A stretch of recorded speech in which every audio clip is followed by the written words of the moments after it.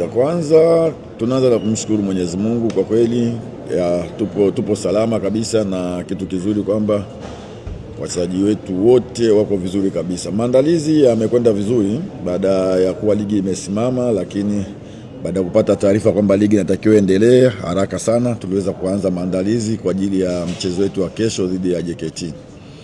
Najua haitakuwa mechi rahisi, hakuna mechi rahisi kati ya Simba na JKT.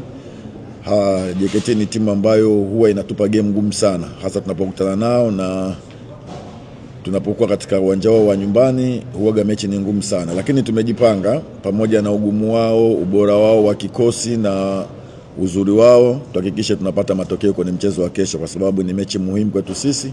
Tuhakikishe tunapata alama 3, japokuwa zitakuwa sio rahisi, lakini inshallah kwa uwezo wa Allah tutaondoka na alama 3 kwenye mchezo wa kesho.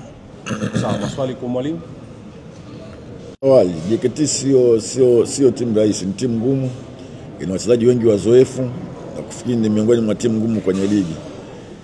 Siku zote kama nilivyokuambia awali, JKT ni watu ambao wanatupa game ngumu sana tunapokutana nao. Kwa hiyo nafikiri ni mechi nyingine ambayo tunakutana nao kesho.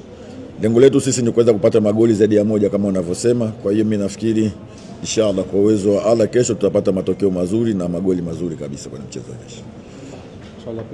Kama nilivyosema, cha kwanza lazima tufuate maelekezo ya mwalimu.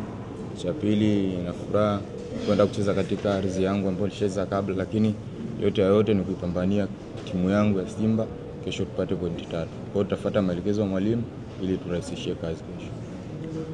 Sawa. Swali la pili kwa mchezaji.